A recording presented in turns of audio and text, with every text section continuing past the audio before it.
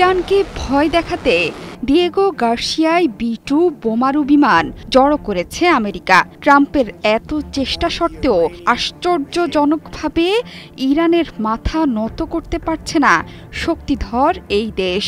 Trump যত বড়ই হুমকি দিক না কেন, ইরান তার চেয়ে কয়েক গুণ উপরে গিয়ে হুমকি দিচ্ছে। এমনকি সব ধরনের যুদ্ধের জন্য প্রস্তুত পারস্য উপসাগরীয় দেশটি। ট্রাম্পের সরাসরি আলোচনার প্রস্তাবের বিষয়ে জবাব দিয়েছে তেহরান। আল মায়াদিনে দেয়া সাক্ষাৎকারে ট্রাম্পের হুমকি প্রত্যাখ্যান করেছেন ইরানের শীর্ষ নেতারা। ইরানের পররাষ্ট্রমন্ত্রী আব্বাস আরাকচি বলেছেন, চাপ বা হুমকির মুখে যুক্তরাষ্ট্রের সাথে সরাসরি আলোচনায় অংশ নেবে না তেহরান।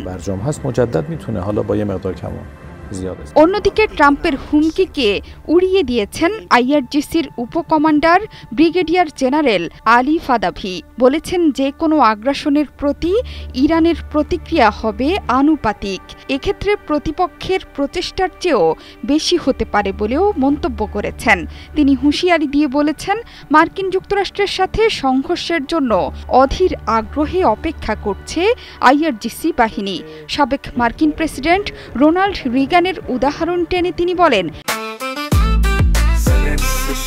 জেনেক্সে শিফট করো, লাইফকে লিফট করো। ট্রাম্পের চাইতেও বেপরোয়া ছিলেন তিনি। রিগানের সময়কালে উপসাগরে মার্কিন আগ্রাসনের প্রতিক্রিয়ায় ইরান মার্কিন যুদ্ধজাহাজ এবং হেলিকপ্টারের উপর প্রতিক্রিয়া দেখিয়েছিল। আর আজকের ইরান সামরিক ক্ষমতায় 1980-র দশকের তুলনায় অনেক বেশি উন্নত।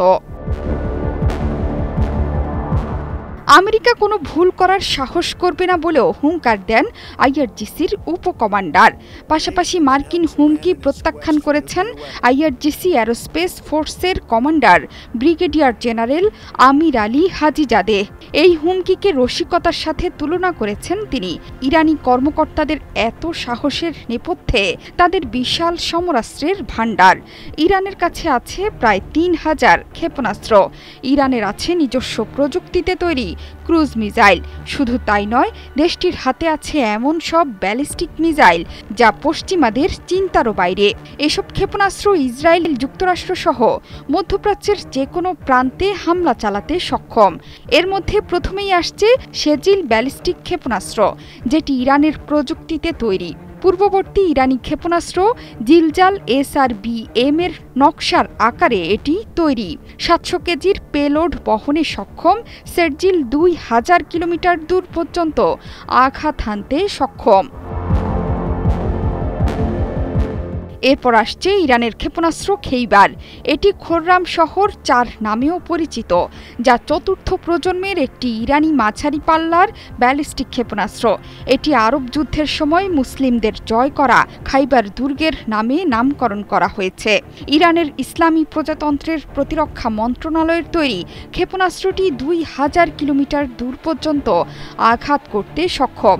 খেইবার মিসাইল 1500 কেজি ওয়ারহেড বহন করার ক্ষমতা রাখে। এরপর শাহাব সিরিজের ক্ষেপণাস্ত্রের খবর কে না জানে। এর মধ্যে ভয়ঙ্কর শাহাব 3 মাঝারি পাল্লার তরল জ্বালানির ব্যালিস্টিক ক্ষেপণাস্ত্র, যা উত্তর কোরিয়ার নোডং 1 এর উপর ভিত্তি করে তৈরি করেছে ইরান। এটি প্রাথমিকভাবে বৃহৎ নরম লক্ষ্যবস্তু ধ্বংসে কার্যকর।